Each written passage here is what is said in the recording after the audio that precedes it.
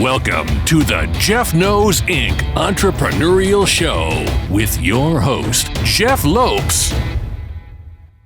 We're live on the Jeff Knows Inc. podcast. I'm your host, Jeff Lopes. Super excited to have right across from us, perfect hair, big, perfect smile, Brian Covey. What's up, brother? How are you? I'm doing well. Yeah, I styled my hair just for you today and wore a fancy T-shirt, so I'm all dressed up, these days. I love it. Brian is the host of the Brian Covey Show, a proud dad of three amazing young children, all avid soccer players following in dad's path. We're going to talk a lot about family today, a lot about Brian's past, history. We're going to let the conversation go. We're going to have a fun conversation today. So I always start off is just allowing my guests to know what you're currently up to career-wise and family-wise, and then we're going to let the conversation flow. So what are you up to? Love it. Yeah, so I get to lead an amazing team at loanDepot, which is one of the top lenders in the country, and we're serving my groups in 8 states. So that's my day job, supporting them, business development, recruiting, supporting our leaders that are in each local market that basically we provide financing for people that can't pay cash for a home. We do it in a really super cool way that makes it simple, like right off your iPhone, from your couch, you can apply. So we've kind of started to dominate that space. And then, my passion outside of, I love getting to lead a team because it brings in sports and life. It's my 3 kids, and you mentioned it. They're all playing sports, soccer, track. We've tried softball, volleyball, and all that. And as a dad, my oldest is almost 14 and all the way down to 5. And so it's just been nice. It's kind of a gift, as our first 2 are only about 19 months apart. So that was fast and furious and learned a lot. And then my beautiful bride, we've been married almost 19 years. It will be in August, and just couldn't be happier. She's the rock behind me.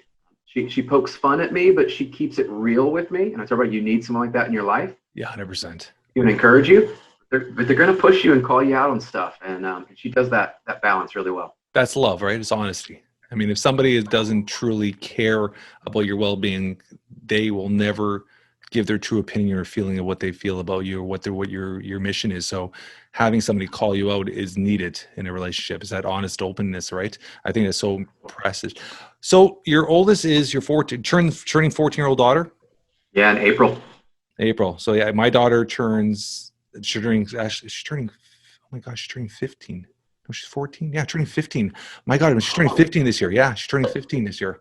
Yeah, crazy how time flies. It's crazy. Yeah. She started high school this year, so that's been an interesting adventure. For the first year of high school, we're still on partial lockdown. So she's only going to school Monday and Tuesday for 2 hours, and the rest is home. Yeah, it's for the first year of high school. I look at it and it's like she's not getting nothing out of it.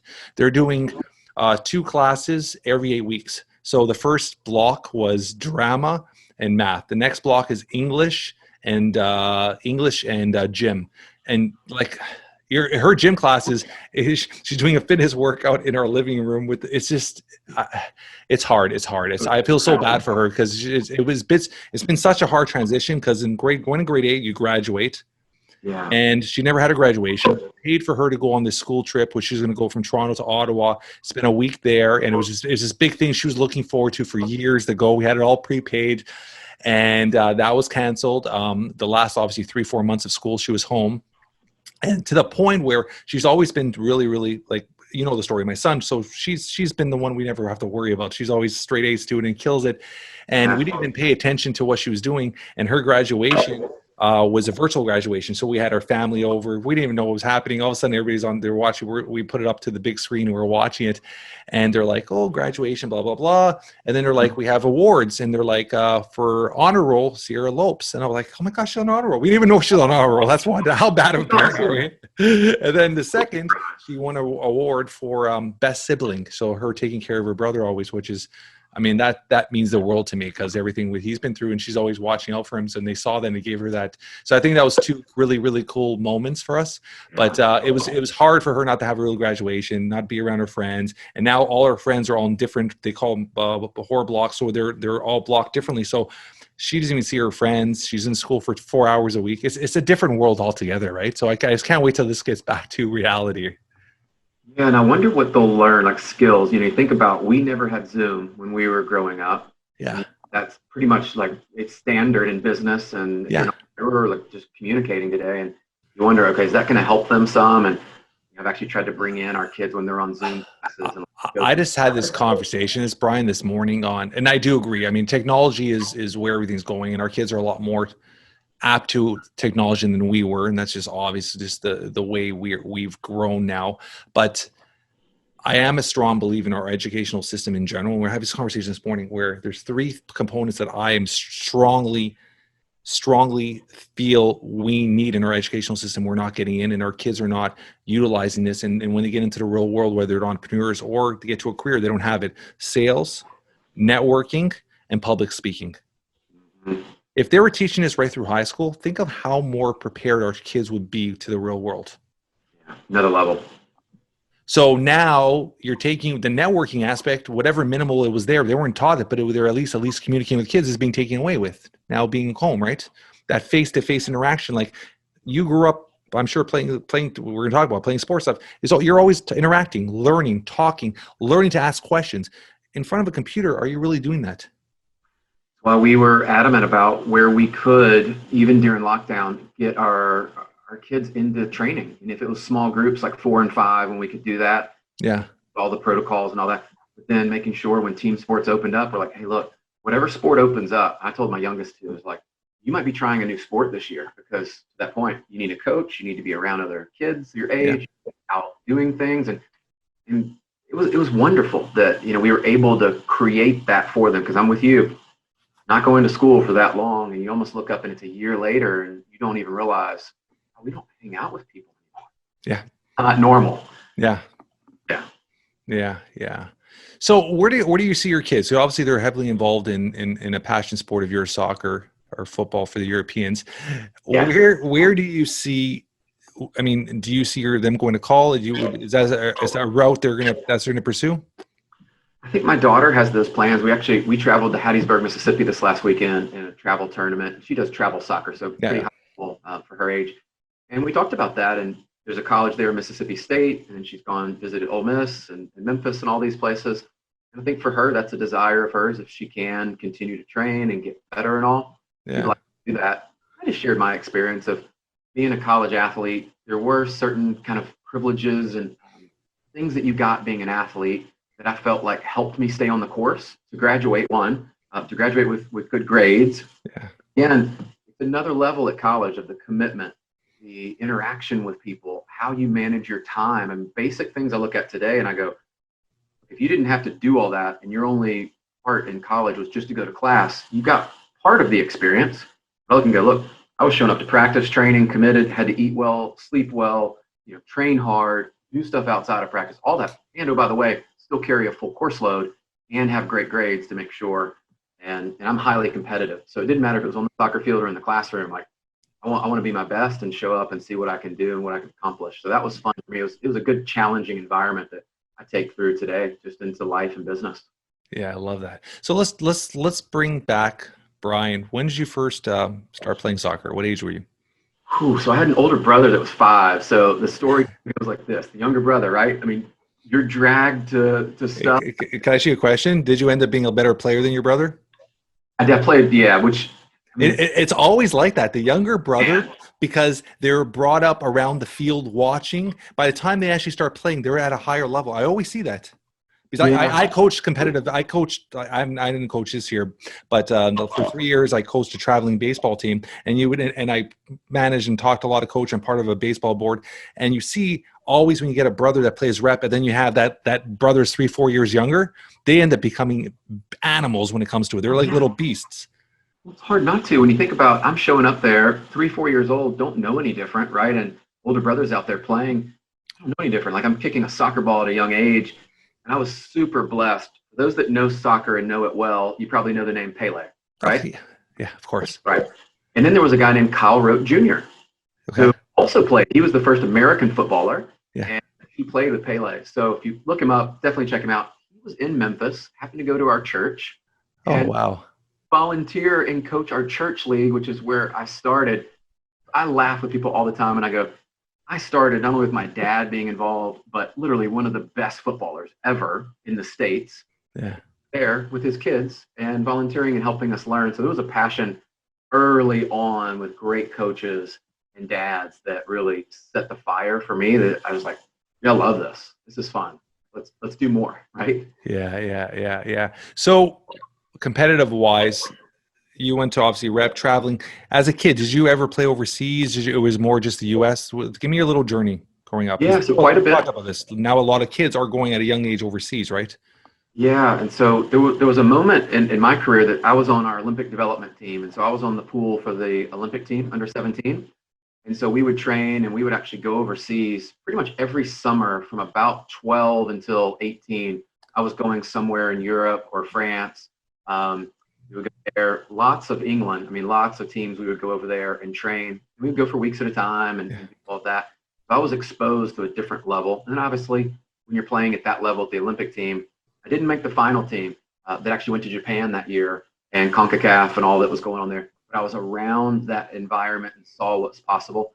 I was a little too young to even know what was happening, right? Because how old are you at that point? 14, about to be 15, and Yeah. 17. So some of the guys, they were older, and you could just tell they were in that environment a little longer. Yeah. I was the kid from Memphis, right? And like, the only one that made it through. And later on, one of my good friends actually made the final squad. But to come out of a town like Memphis is a great soccer town, to make it to that level was pretty interesting. Traveling overseas, I mean, Jeff, it was amazing. When you would just get to stay in dorms or gymnasiums, and all you did was train during the summer. Yeah. Exposed this whole new way of life. I remember we were playing Tranmere Rovers. That's one of the teams there. And of course, people know Arsenal and all that. We would play their youth teams, and just a different world. I remember at one summer we played in this tournament over in Wales, the Ian Rush tournament.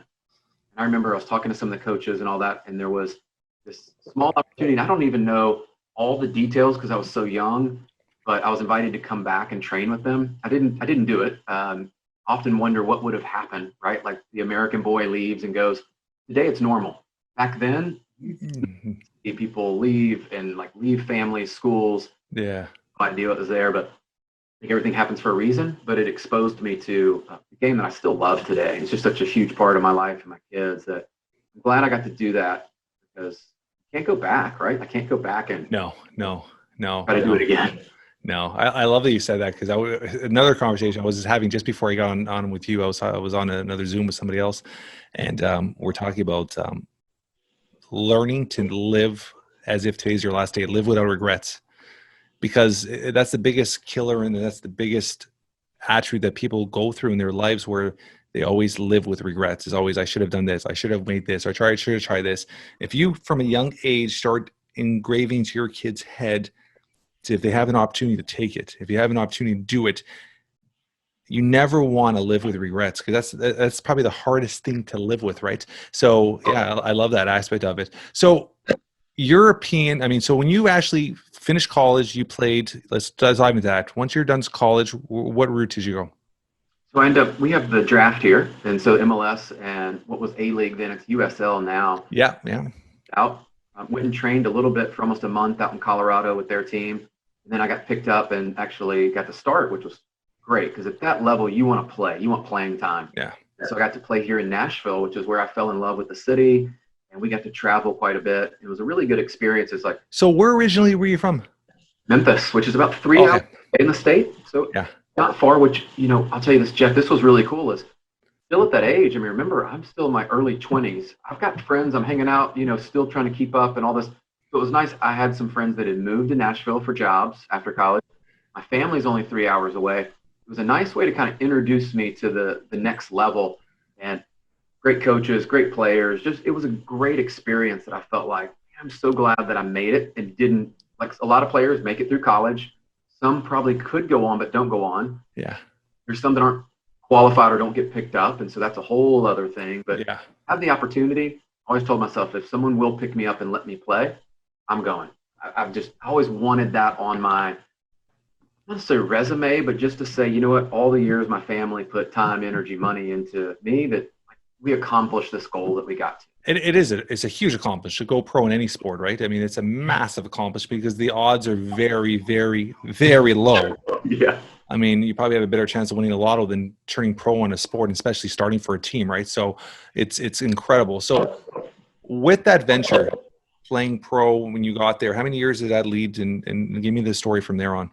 Yeah, so I just did the one full season here in Nashville and went back to finish my degree because the way it works in the spring, that's when the season is. So I left school early and didn't actually re-enroll for the spring. So I still had some courses left and wanted to make sure I went back. I was going to go back and I'd gotten picked up to play again.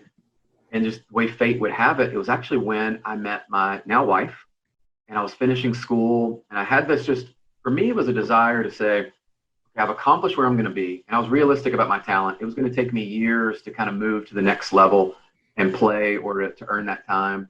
I just felt like I was being pulled in this direction of, thought I was going to be coaching. I knew I wanted to finish my degree. That was something my parents had always instilled is, look, we want you to finish that. Yeah. Right? Let's get that done. And so as things started to evolve, I felt like doors were opening here, going back in the league. Back then, there was not a lot of money. It was tough on travel. It was just a lot of variables. And I felt like, hey, this is the opportunity for me. Let me take what I've learned, what I've done, and go have fun. And let's see what we can do. I always had a entrepreneurial spirit in me that was like, what can I go do next? Right? Like, what's next? So let's talk about that quickly. And I'll give you my mindset because I have a different angle coming from it from a different sport. But how difficult is it at that level, even nowadays, being a pro financially to get through? I think it was really tough. I mean, you're sharing an apartment with 3 other dudes, right? Yeah. And the team puts you up there. You're coaching on the side because you need to make your income. And the demands physically of you. Like, what would you get paid as a pro there? Yeah, we did. What was an average salary for a pro? I think as low as 24, and then probably at that level, some of the people probably made up to 100. Moved to the MLS, you're probably at 100, and now it's much, much more with some of the guys. So even at that level, you'd make that much money. That's not bad. Not bad when you look at a inner league and things there. You have room and board, and so for some of the guys, like $2,000 a month, you've got free room and board, and you're following your passion. Yeah, you just got to commit to it and know. And I think that's where a lot of guys, you could just see where they're going to stick with it, because the guys that stick with it typically are the ones that they're going to be in the league for 10 years or more. Right? I mean, they're going to plow through the ups and downs and the injuries and trades and everything. And the ones of us, though, like myself, that I always just had this business mind where I was like, I love soccer, I love doing this, but I also was pulled in this other direction. So I think you just have to balance the now. And I look back, it was absolutely the right time, because the experience I've learned and over those years and being in the market when I was, especially in mortgage and real estate, I've not been in some of those years of like 2004 all the way through 2010. Those were exponential learning years of what the market can do. Yeah. Quickly it can correct itself. And as a leader and just financially, right? I mean, a lot of people don't talk about this side, but understanding money, understanding that you can't out earn some of your spending habits, and just learning some of these things at the age was like very thankful. Yeah. I mean, I look at it through, I'm heavily involved in the baseball world, and I look at the baseball world where a guy gets drafted and everybody's like, oh my God, he's made pro and he's playing single A or double A. And I don't know if you know anything, how that works. You're playing single A, double A, you're making $1,000 a month, $1,200 a month. You're stuck in a hotel, on a bus, stuck in a hotel with 2-3 guys. It is not a fun thing. And once you get to single A, double A, it's literally 1-2 years. If you're stuck there for 1-2 years, there's a next kid bumping over you, next kid bumping, and then you're stuck there, and that cycle begins, and then eventually you're cut. And it's such. I've had quite a few of my friends get in through that route, and they never make it to the pros. And it's such a tough 5-6 years of grind, and you get nowhere with it. So it's a little different than your route, because you went right to the pro side, but that single A, double A, which is pro, it's a different world, man. You make no money, and it's such a tough sport, to make it through. That next level for soccer then, I mean, they were on that like $500 to $1,000 a month was like, you were good. Some of it was like you played for free. Some of these guys were literally up and let you share a room with somebody else that's one of the star players on this league. That's it.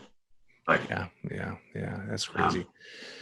So you met your wife. How long after did you get married? So I proposed 6 months after we had been dating and had met each other. Yeah. And we got married, that was November, and then we got married the following August. And so. How old are you? At that point, I was 25 when we got married. So you're still quite young. Mm-hmm. Yeah, still. At that point, you don't really know what you're doing in life yet. You don't know where your career is going to go and things. Yeah. And she was a nurse in ICU, so she had her stuff together. She'll always have this claim to fame. So Jeff, she goes, in her first year of marriage, I made more than you. I was the one that brought this together, and I just laugh. I go, you were. That's awesome. So she's still in the as a nurse. She still works as a nurse? Not anymore. Once we've had kids and just different things there, she has moved into the absolute queen role. I call it, is mom and taking care of things, and which is probably harder than anything else. Yeah, I tell her all the time, I don't know how you keep up. I mean, I literally, with 3 kids, where things go and where they have to be, and it's almost just the emotional piece of it's not even sometimes the physical activity of making sure they're there and here and there, but it's emotionally. I've got to plan out. I've got to make sure they have this, have that. Are they healthy? Are they doing well? What's this and that? And like your daughter in high school, we'll have our oldest going to high school. So all these things that you're going, and as a guy, I'm thinking, well, she's zoned for this high school. We're going to go to that high school. Like, simple. She goes, no, there is more to this than that. And I'm thinking, thank goodness you get all those details, because that'll. My daughter actually went through, we did interviews with and walkthroughs through 3 high schools, and till we found the one that she was most comfortable with, and we found was to be the best fit for her. But it's there's a lot, even in high school now, there's a lot of thought process that goes into it, right?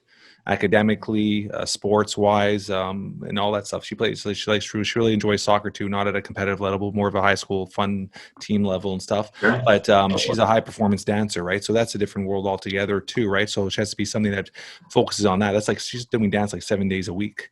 That's a different world altogether, Brian. Big commitment. It's almost like gymnastics and some of these where you're like, this is every day.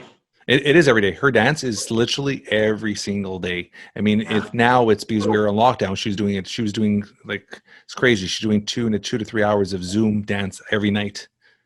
2 to 3 hours of Zoom dance. So we set up the basement, and she's just doing her Zoom there 2 to 3 hours every single night. It's a lot of commitment on her part, right? Yeah. But I mean, it keeps them focused. It keeps them with their heads on a path of where they want to achieve, which is so important, and it keeps them competitive. I think being competitive is so vital for kids. Yes. Very, very vital for, as parents, is keeping. I always played competitive sports. I mean, I was like right through high school. I was playing rep baseball. I was on the high school as a starting goalie for the high school hockey team. I was on the baseball team. I was on the soccer. Like, you just played sports. That was just us. There was no. I mean, our age, there was no internet. There was none of that stuff. I mean, I'm a little older than you. How old are you? 43. Well, you're the same age. You're born in 78. 77 too. Mm-hmm. Yeah, so me too. I was 44 born in August. Oh, very good. Yeah, okay. I just turned in January 44. It's a good year. Time flies, buddy. Time flies. No. Do you still? I'm asking you. Are your parents still around? They are both. Yeah, fortunately. And it's crazy. Is I was just having this another conversation I was having with somebody in the last year and a half, 2 years. It's as we get to this age, Brian, we start appreciating time so much more. Yes. And you start looking at your parents and realizing how important time is and how valid time is. And that was going back to the thing we said before, is not living with regret. So I look at my parents now, and it's like, and it's crazy is somebody told me this years ago, and I was just like, I didn't pay attention to it. They said, your parents, when they call you half the time, it's not because they need something, it's because they just want to hear your voice or talk to you. So I'm very, very valid aware. Every single morning, I call my mom and talk to my mom and dad. Before I go to bed, I'm 44, I talk to my mom and dad every night, every morning. Guaranteed. I've never missed. I don't miss a day.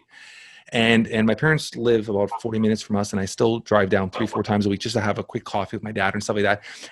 But it was funny because it was a few months ago, my dad calls me up and he's like, Jeff, he goes, we have warehouses here and stuff. He goes for my other companies. And he's like, Jeff, he goes, can you bring me a couple rolls of tape and a tape gun? I'm like, yeah, no problem. He's like, can you bring it by today? I'm like, in my head, I'm like, that was the whole thing with living in regret. I'm like, in my head, I'm like, I'm so busy, but I'm like, okay, fine, I'll pick it up. And then I hear my mom in the background. It's like, Joe, she goes, you have like 3 rolls of tape on your counter in your garage. What do you want tape for?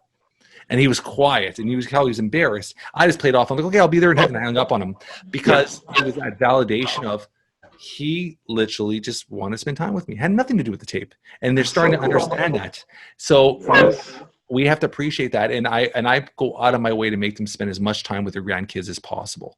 as much time as possible, because it's like I said, it's just we're on this earth for such a short period. Even though people sometimes say we got a long life, it goes like this. If you look at your daughter, you picture the last 14 years where it's gone. No, you look back. I mean, even 3 years ago, so Facebook will pop up the memories. It's one of the few reasons I really enjoy being on there. It's like memories. And you go, 3 years ago, you look so different. Like you're not even the same person. And getting to spend that trip this last weekend with her, 6 hours in the car ride. On the way down there, it's on a Friday. I'm on the phone, on calls and working on the way down, which helps speed up time. She's on her phone scrolling TikTok with, AirPods in because she doesn't want to listen to my calls. Obviously, they are not cool.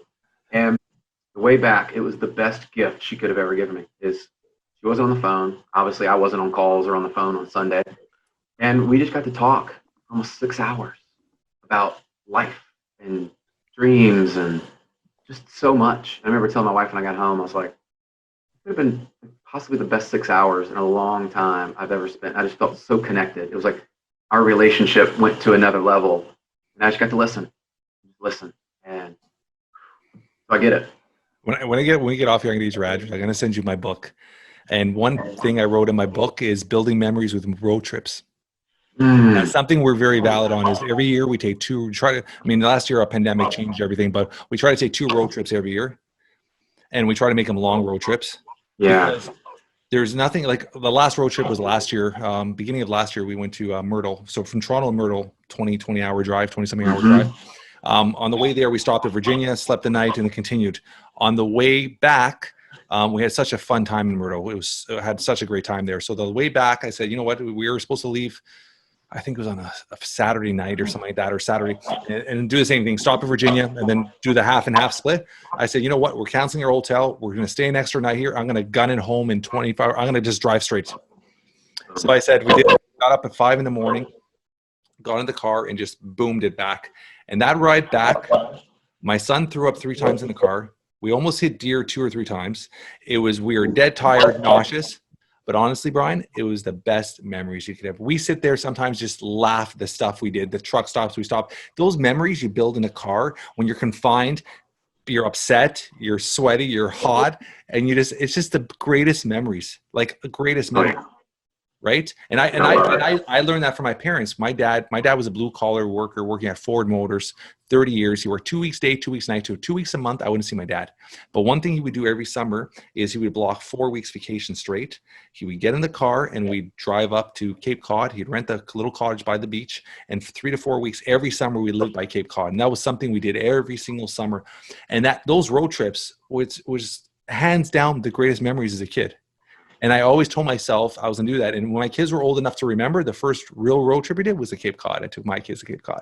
So you have those memories, right? So I think it's so important. I think spending time in a car I love it. I think it's such a great thing to actually do, right? Yeah. Well, we're heading out next week to our happy place. We call it, down in the Panhandle of Florida. We go down there and stay with the in-laws and everything. And it's nice because they're around their grandparents. We get to relax. And it's our spot. Like, we know where we go eat. We know where we hang out. We get this time of uninterrupted just to hang out. And you're going there for how long? For a week. We'll go on Monday. We travel for soccer this weekend, of course, and then out Monday, back on Sunday. And it will be one of those just to kind of reset, just hang out with family. And some of our other family will be there too. So it'll be all of us together and their cousins and all. So it'll be that. And then we get our kind of time together. I can't wait. I look forward to this spring break. It's become a lot more meaningful as the kids get older. 100%. Especially as I'm sure you've heard that stat, 90% of the FaceTime we spend with our kids is before the age of 18. So now you look at your daughter and my daughter, like, we don't have many years left, right? No, it's starting to shrink. Yeah, on the opposite way. You appreciate that so much more. So your podcast, let's dive into that. When did you start your podcast? Last year in January was when we originally kicked it off, right before the whole COVID and shutdown. So we had a couple of lives, and man, what a blessing that has been. That was stepping out of my comfort zone and has absolutely exceeded my expectations on all levels. But it's also been a growth piece for me to learn how to communicate, prepare, hire help. Honestly, like some of the production side, I realized there's areas I don't even want to do, nor do I want to improve on them, but there are areas I want to improve. So how cool is that? Like the gift, and as you test yourself in those areas. So where was your mindset when you first started a podcast? Like, what was your purpose with the podcast? Why did you even start it? Like there's so many different reasons. When I ask that is because I started my podcast. There was a purpose for my podcast. I'll tell you in a sec, but what was your purpose of your podcast? So I recognized I had a really cool network of people that I enjoyed hanging out with. Yeah. And I thought, how can I add value to the marketplace? I think that's a question we all have to figure out, is like, where do people usually come to me for advice or coaching and things? And I thought, cool, well, I'm going to bring on guests. And that was always my vision of it in the format. I'm going to bring on amazing guests. We're going to tell their story, give people a little bit of hope and inspiration. But let's do more than just give them hope and inspiration, make them feel good. Let's actually give them, almost if you went to a TED Talk and they were to hear Jeff speak, what would be that 10 minutes or so that you would just lay down? Here is a lesson. Here is something that I've absolutely applied in my life and that you can go apply. So there's tactical pieces to go change your life. And I thought, people are asking me enough about this. Maybe I should do it. So that was kind of one part of it. Mm-hmm. Part was very intentional of, I recognized, to your point earlier, public speaking. How do we connect with other people? How do you improve that in today's day and age? I saw a vehicle, which was podcasting. I'd been a guest on a lot of shows before that. Yeah. Well, if I'm on there, I'm going to get better at speaking with my reps.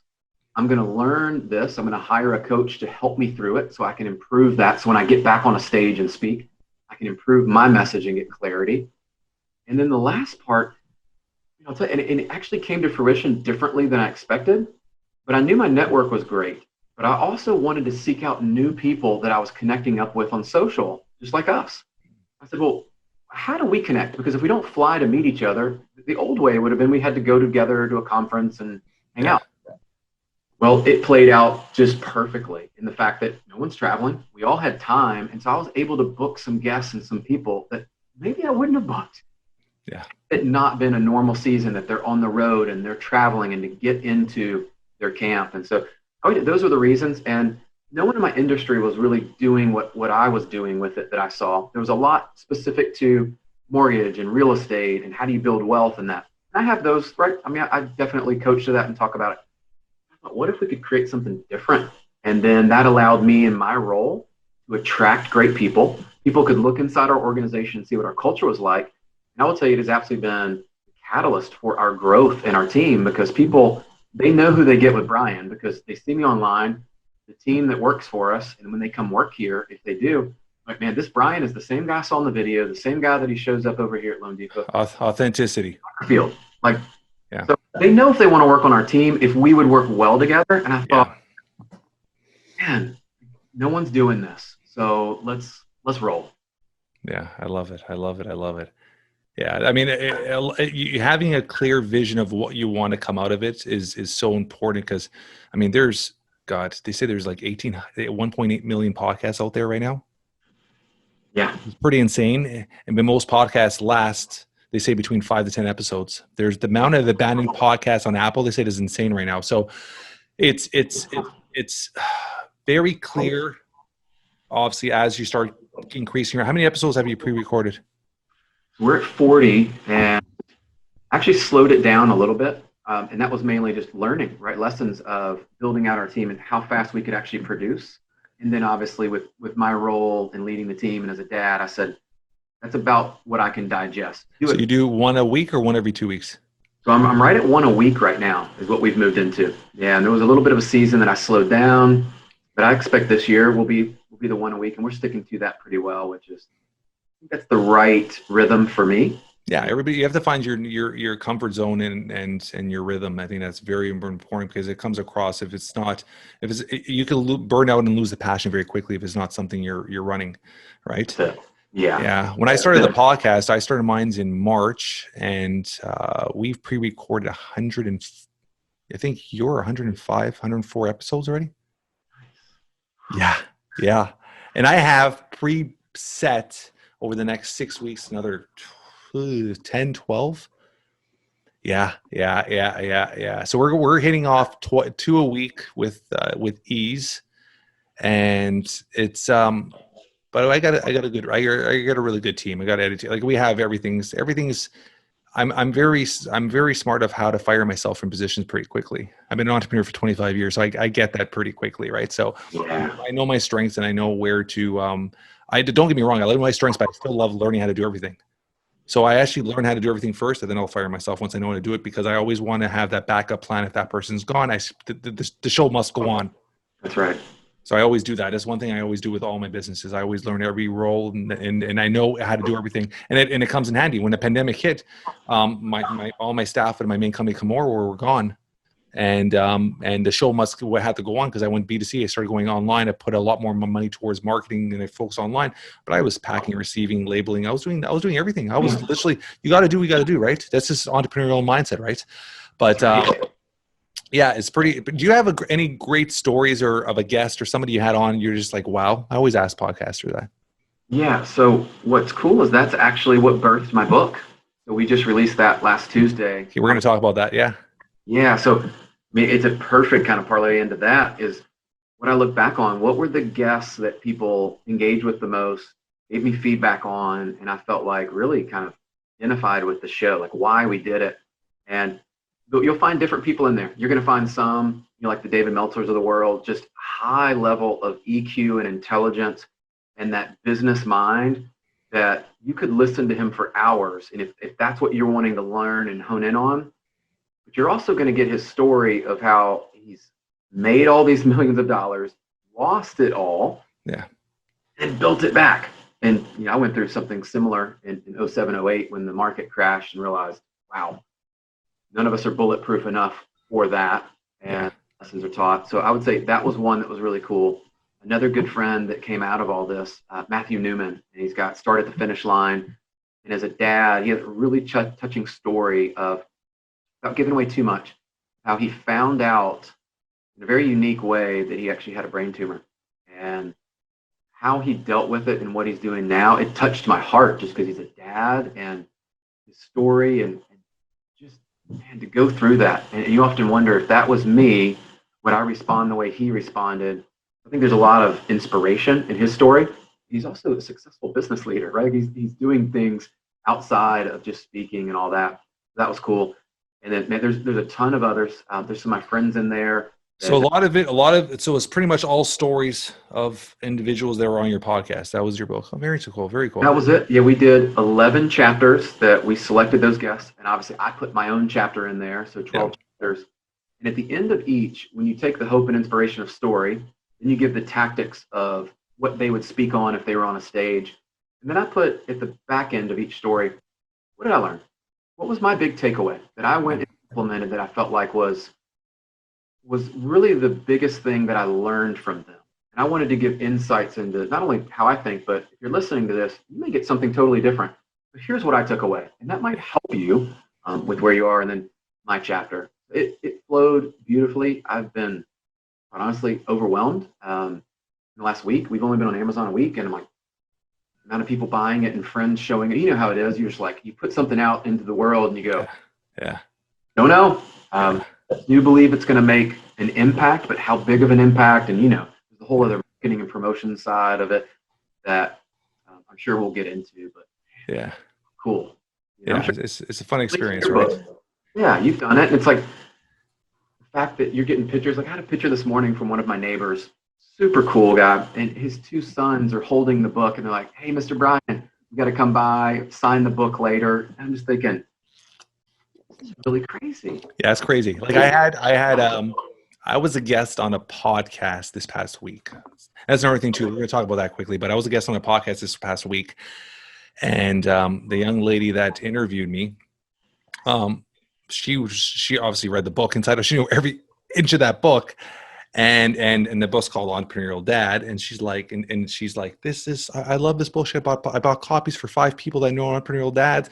And then she's like, they shouldn't see Entrepreneurial Dad. She should be Entrepreneurial Parent. Like everything I'm learning in here, like I can use towards myself and all this stuff. And it was pretty cool where she was just, and she goes, and then she actually reached out to me this morning. She writes a blog. She goes, do you mind if you make permission to write a blog on your book? I'm like, 100%. So you're getting those reactions, which is, like when I did my book, and you'll tell me why you did yours in a sec, but when I did my book, it was I always try to have a purpose for everything I do. So it aligns with my mission and what I'm trying to accomplish. When I did the book, I was creating the Man's Purpose, which is a platform I created for Entrepreneurial Dads. So there's the world of coaching is very diluted with a lot of coaches and shouldn't be coaches. And I was coaching for the last 3 years. I never charged a penny. I coached over 64 entrepreneurs from 0 up to 7-8 figures. I have all these testimonials, but never charged a penny. And I was realizing the world was full of these 21, 22-year-olds that never experienced nothing in their life. They're all expert coaches. So I was like, and they were charging an arm's length. So I said, I want to create a platform where I know people think I'm crazy, but I charge $47 a month.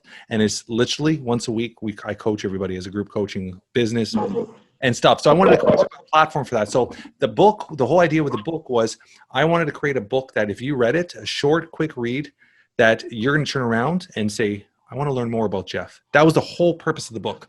And everybody that's read it, they all come back and say the same thing. Like, as soon as I'm done reading, I want to learn more about you. So it did my objective. So when you wrote the book, what other thought process were you getting out of your message? What you were trying to do? Were you trying to help build your brand, help the podcast? Like, what other aspects of it?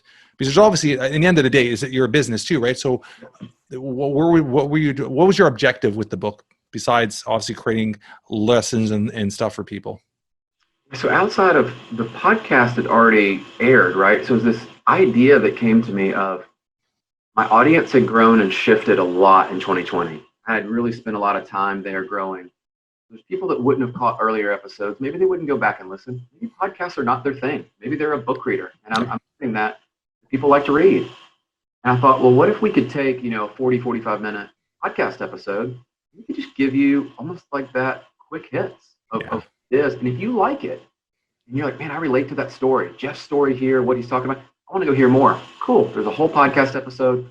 We actually give links back to the guests. Very cool. Very cool. And I am a huge believer in who you surround yourself with matters. And I thought, on one hand, by me positioning this book, being around my friends now, that they've all become, if they were friends, they become better friends. Yeah. We've become friends now. Yeah. What if we could put something out there that's not in the marketplace? Because there's plenty of individuals sharing their message. But I believe this was unique because I brought together 12 different messages, life experiences that you probably won't connect up with all of them. That's okay. You could pick the book up and read a chapter, 2 chapters, 3 chapters, the whole thing.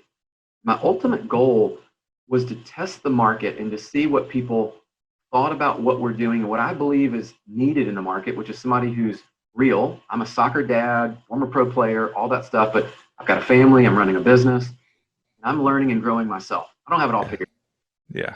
You test the market to see what do people think about that. And I've always said collaboration over competition. Yeah. I'm highly competitive like you.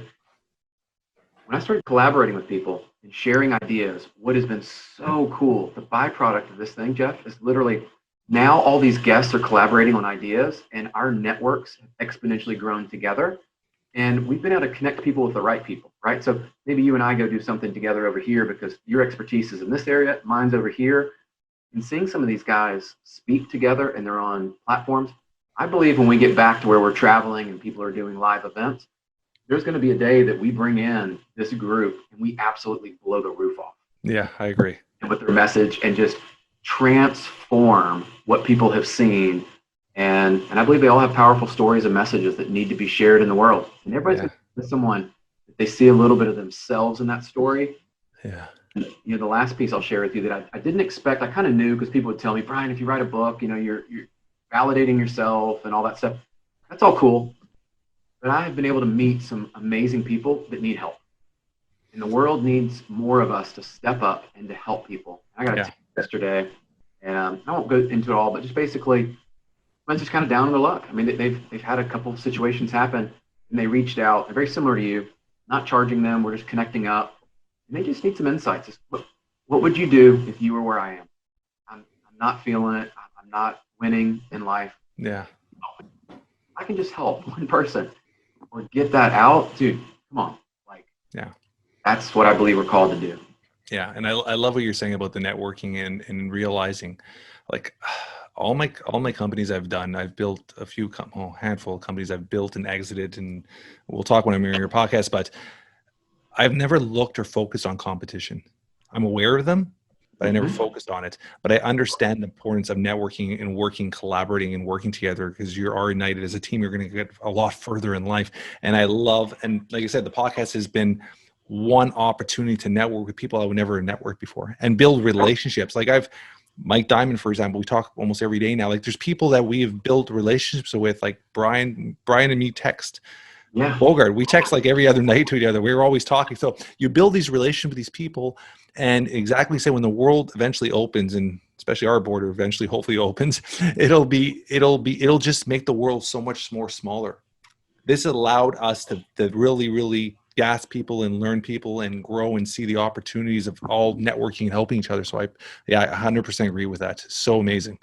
Yeah, we've got to test ourselves. I always had it in the back of my mind that I'd want to do a podcast. And when that came on, I'm one of those activators. And so when I thought about writing a book, once that's on your heart and your mind. When did you take pen to paper? When did you start? Like, you got to go. And I hired a group. I will say that was the one thing I've learned in life is I hired a team to help me publish and actually do this right. Because I said, I want to do it. Let's do it. Same with me.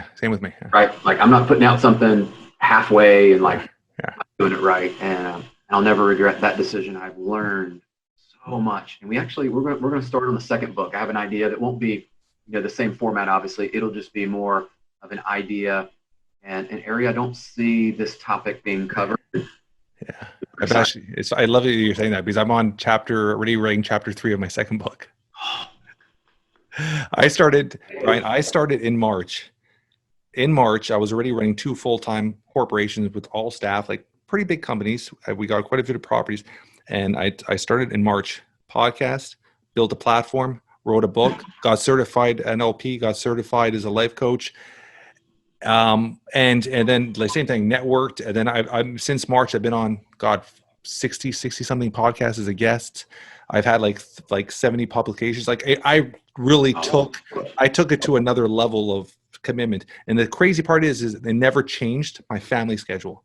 My blocking, my family time, 3 to 7, I'm home every day. None of that changed. I sacrificed certain things. I would work a little later. I'd get up a little earlier. I sacrificed certain things. But I really dove into building myself, which I'd never done before. I love it. And it's just anything's possible. It's just the effort and the time and the mindset, right? I mean, and it's crazy because you are an athlete by nature, but I always have my mindset where I find the strongest entrepreneurs are almost natural pro athletes, because they have that mindset. They'll do what has to be done to get there. There's no question. Like when I get up, I'm going to write a book. It wasn't like I'm going to take pen to paper. No, I literally started my book, pen to paper, I think April 1st, and we released it 3 weeks ago. Think about that. And that's that. And I actually wrote the whole, like, boom, everything done. And we got Amazon #1 in 11 categories, and we're still running on 7 categories #1. And it's the digital download. That's where you make the most of it, right? Because everybody does digitally nowadays. Sure. We just hit almost 4,000 digital downloads. And this is like 3.5 weeks, which is crazy. You don't make a lot of money. It's not the money, but it's just how many people are seeing it, how many people are reading it. It just adds validation to, okay, you know what, it worked. Let me go on to my next venture. So it's amazing having that mindset and having that drive, right? And that's something I try to push my kids, because I'm consistently, Brian, looking at my kids and like, look, when I started writing the book, I'm like, Dad's gonna write a book. And my wife's like, you really got time for this? I'm like, it's going to be done. Get it done. I show my books. Hey, this is what Daddy did when he put his mind to it. It just adds validation and teaches them the work ethic, right? Which I think is so important, the hustle and the work ethic. Yeah, I love that you said that too. And how many people, I'm sure you have this, have reached out since I put the book out and said, hey, I've always wanted to do a book too. And I'm like, okay. So there's an opportunity now. I'm saying, like, when problems present themselves, like, let me help you solve it. Like, introduce you to people. I can help you with what I experienced. We can. I've had. It's funny you're saying that. I've had probably about 15 people all the exact same thing, and I've networked 7 of them to Ashley, my publishing company, that would help me out and run everything. And then I also same with the podcast. When I started the podcast, same with you. I probably had maybe 15, 20 people within the first 3-4 months. Once I started actually producing and showing that I was steady with this, you help me out, you help me out. And at first I was like, oh, here we go. Because I know people's mindset, right? Are they going to be consistent with it? But I did it with everybody that asked me. I never say no. That's probably my biggest fault. You're friends with Brian Ward, right? Yeah. Oh, yeah. I mean, Brian, we the same thing. We talk like every day. And it's funny because Brian knows how I run. Like, I can't say no. And that's probably my biggest issue I have myself. So I'll give you an example. Like last week, it was Thursday or Friday. I had 7 clients back to back on top of my business, on top of everything. So I coached 7 people back to back. And some of them, if you go to Instagram and all, they're high profile people.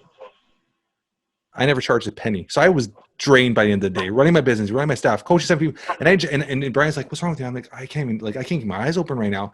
And I'm like, I just literally worked for 7.5 hours coaching these people, probably gave them $1,000, probably sped up how much time in their careers. And I didn't charge a penny. And I'm like, he goes like, why don't you charge me? Like, I just feel bad because they're coming to me as a friend, not as a thing. So I don't know how to say no, which is not a good thing sometimes too, right? But I just love helping, right? Yeah, good nature. But yeah, I've been there. I think a lot of us, if we haven't been there, I would question that. But we typically do say no. And that's one of those things as you expand and grow. I've started to learn. We were on a call yesterday, just talking about that very thing is here's where I'm saying yes to some things that don't necessarily need me to be the driver and anymore. Your point earlier, I've done that part of it. So now I'm comfortable that I can put someone in place and we can delegate that out. There's people that, here's what I've learned. There's people more passionate about that part of the business than I am, and they're better at it than me. Yeah. But that's the funny part is Ash, when it comes to the business aspect, like workers, my businesses, I have the staff to do it. It's the personal time. It's like people want to pick your brain. They want to pick your knowledge. You want to say 25 years, what have you done? That's why I feel bad saying no, because it's like you'd never want to not somebody to succeed, right? So it's finding that balance.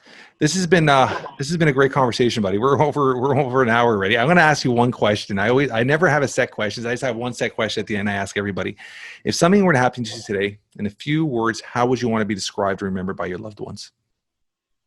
That's a good question. I think I'd want to be known as someone that loved and gave his all into everything and really truly cared about other people. And when they were in my presence, I made them feel better, be better, and do better in life. And that was what people said, at my funeral or somewhere. That'd be awesome. And parts of being a great dad and all that stuff is great. But I'd like to inspire people to live out their purpose and to do more, be more, and inspire others as well. I love it. Have you ever heard about writing your living eulogy? I've actually done that on. Oh, you have? Yeah, at a men's retreat. It was part of, and it's more of a boot camp type to me. It was pretty intense. It's not a retreat like for the faint of heart. And we did that. We actually went to a cemetery and we actually wrote out quite a bit and went through that and shared it with each other, and tears shed and life-altering moments where you're like, very profound. Yeah, that's very cool. Yeah, that's something I've done before, and it's something I try to get all the guys in our group to do as well, because I think it's so powerful. Because once you do it and you actually personally put your heart into it and actually sit there and reread it to yourself, it changes a lot of how you live. It does. That was a breakthrough in my life, and that was part of the experience that without that maybe doesn't have the same. But yeah, interesting. How could our audience get a hold of you? And do you have your book in front of you? Oh man, bad. I was gonna say, why don't you this is the perfect time to show it. We're gonna be on YouTube. We're gonna be everywhere. I'm gonna put a link. I'm gonna put on our show notes. I'm gonna put all the links, how to get a hold of your book, how to get a hold of you, how to listen to your podcast, all that stuff like that. But tell our audience how to get a hold of you if they want. Brian, next time I'm bringing my own book. Okay. So IG, I'm playing over there. The Brian Covey, just because Brian Covey was already taken. So it's the Brian Covey. And you can find me on IG, Instagram. It's probably the easiest place. So I'll check DMs. You can respond over there. I'm on LinkedIn. You can find me. But I would say that's it. And then the book is on Amazon. So we'll put a plug for that. That is Conversations with Covey. Go look for that. You'll find it on Amazon. It is on the pre-sale kind of deal of like the promo price before it goes up. Hardback and all that will be released. And then on Apple with our podcast, The Brian Covey Show. Check it out. Give us some reviews. Make sure you listen. There's some really cool guests in there, Jeff, that I think people will resonate with and they will like and they'll vibe with. So those are the spots to find me. That is great, brother. I appreciate your time and look forward to continuing our relationship. I think there's a lot of things we're going to be doing together in the future. Absolutely. Keep doing what you're doing, man. I love hanging out with guys like you and getting to know you, and it just pushes us all just be a little bit better. I love it. Thank you, brother.